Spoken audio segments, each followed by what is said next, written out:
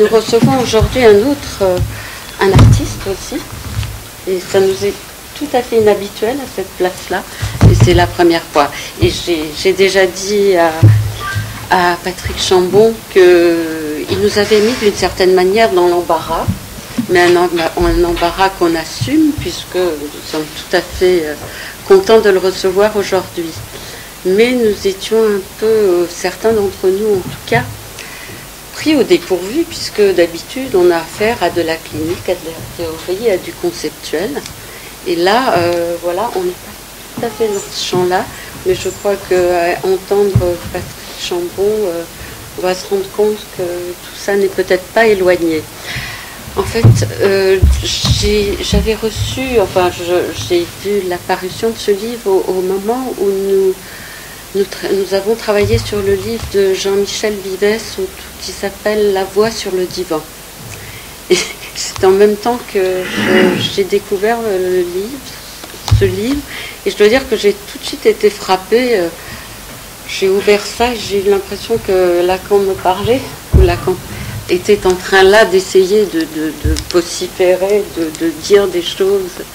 Et ça m'a extrêmement surpris et intéressé tout de suite. Et je me suis rendu compte après quand même que j'avais déjà vu des dessins de vous, certains de ces dessins, de cette bande dessinée, dans un numéro dessin qui s'appelait consacré à la voix. Se faire entendre. Se faire entendre. Voilà, il y a eu tout un ensemble de circonstances comme ça qui m'ont paru vraiment conduire à vous recevoir, même si vous n'êtes pas psychanalyste. Et c'est évident que ce soir, plutôt qu'une présentation, ça sera on aura plaisir à vous entendre et peut-être à entendre comment vous avez rencontré Lacan, puisqu'il semblerait que vous n'avez peut-être pas assisté à son séminaire, à ses séminaires. Mais voilà, on a envie en tout cas en ce qui me concerne, j'aimerais vraiment entendre comment vous l'avez entendu, comment vous l'avez rencontré. Et voilà, on va peut-être très vite vous donner la parole et on en parlera tous ensemble certainement. Alors tout d'abord, bonsoir à tous et merci de me recevoir. Merci à vous, Madame Cohen, de me recevoir. Surtout à cette place un petit peu, disons, bancale pour moi, puisque je ne suis pas psychanalyste. Effectivement, j'avais fait un peu un travail précédent sur un autre grand orateur qui était Oscar Wilde. Donc c'est la première fois où j'ai fait une bande dessinée, justement, autour un petit peu d'un personnage qui vient dire, quoi. Et donc, j'ai toujours été très intéressé par la théorie, donc, et par la philosophie. Donc, et je dois dire que quand j'ai commencé, enfin, quand m'est arrivé de lire des textes de Lacan sur le tableau ou sur l'image ou sur autre chose, enfin, étant d'une formation un peu de peintre, j'avais quand même des lectures un peu orientées. Eh bien, j'ai toujours eu envie de le voir, quoi. On sent quand on lit qu'il y a quand même un rapport à l'action de dire, quoi. Et d'ailleurs, au début, je voulais un peu accentuer sur le côté... Excusez-moi. Le côté un petit peu performatif de l'affaire, c'est-à-dire j'avais pensé à un titre, puis finalement j'ai préféré justement cette homophonie avec le verbe asséner, c'est pour ça que j'ai dit Lacan l'assène. J'avais pensé à ce titre Lacan dire c'est faire, bon puis finalement c'est vrai qu'emprunter un titre à un autre c'est toujours un peu scabreux, donc j'ai abandonné, mais il y avait un côté qui m'intéressait de l'ordre de la performance, et quand alors c'est vrai que quand on le lit, je trouve, enfin quand on lit ces séminaires ou ouais, surtout ces séminaires ou des petits textes, bon, mais comme je parle au mur ou des choses comme ça, mais que j'avais pas lu à ce moment-là, mais on le voit dire, quoi. Et moi j'avais envie effectivement de mettre en scène l'acte, le dispositif d'énonciation, quoi, qu'on sent vraiment dans le séminaire, c'est-à-dire on sent deux choses. On sent qu'il y a un aspect visuel à l'art de dire, et il y a aussi tout un rapport au silence. Alors ça me lançait un petit peu une espèce de challenge, parce que c'est un peu un problème quand on fait une image, comment témoigner du silence dans l'image sans perdre au détour son lecteur, hein. C'est un peu la gageure, quoi. Donc j'ai eu envie effectivement de le montrer, de me le montrer d'abord. J'avais envie de le voir. Moi, je l'ai vu, que c'est ce que je disais.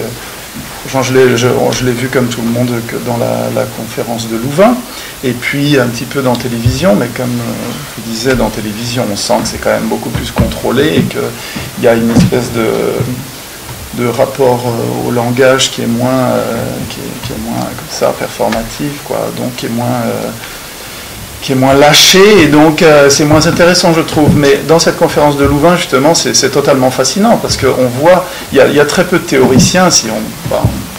Bon, il paraît que Deleuze était très très bon devant ses étudiants, mais il y a très peu de théoriciens qui, effectivement, d'abord qui se sont laissés filmer pendant qu'ils sont en train de réfléchir, qu'on a pu voir, mais et qui ont aussi cette faculté absolument... Enfin, j'ai envie de dire un peu théâtrale. Là, je sais que je vais un peu choquer certains parmi vous, mais moi, c'est aussi comme ça que j'avais envie de le voir apparaître.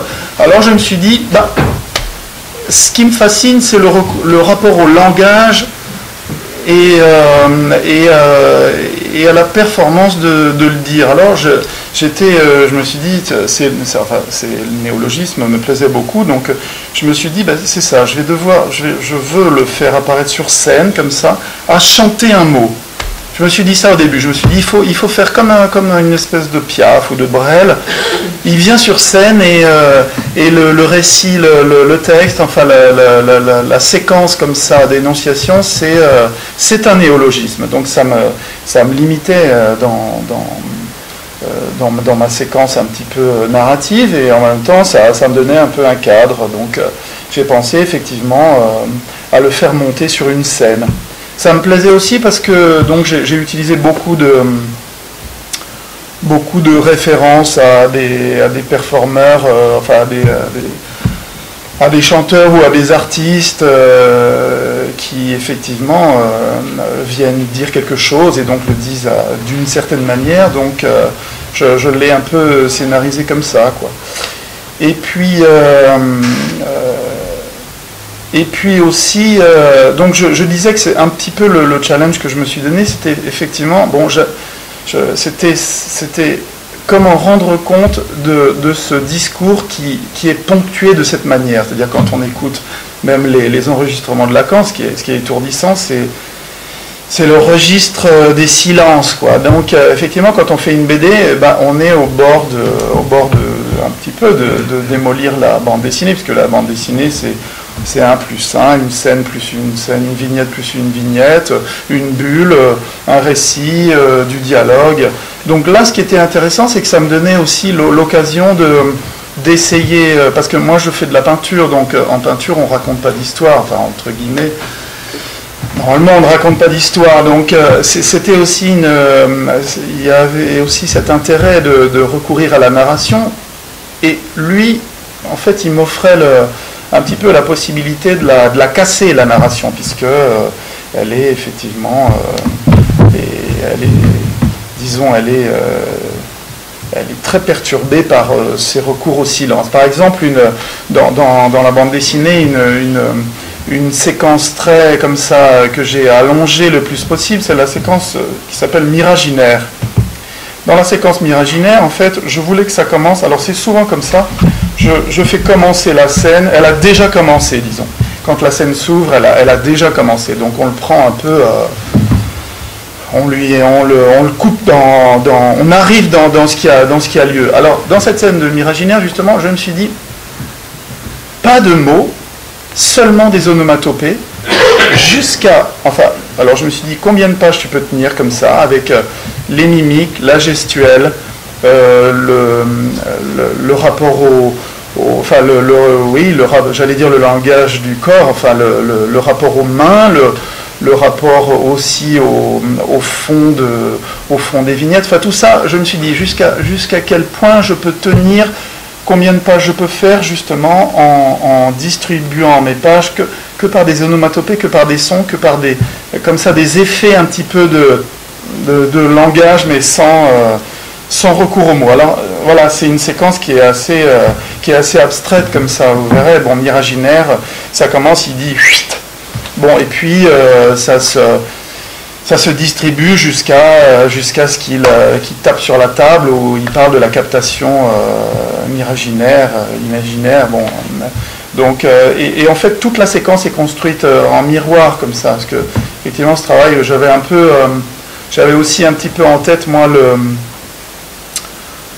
la question du miroir et la question de la projection. Alors, c'est deux problématiques un peu liées. C'est vrai que si vous regardez dans cette bande dessinée, par exemple, tout ce qui est de l'ordre de l'ombre projetée, de l'ombre portée, est toujours dissocié du corps de Lacan. Ça n'est jamais une prolongation de son propre corps. C'est toujours...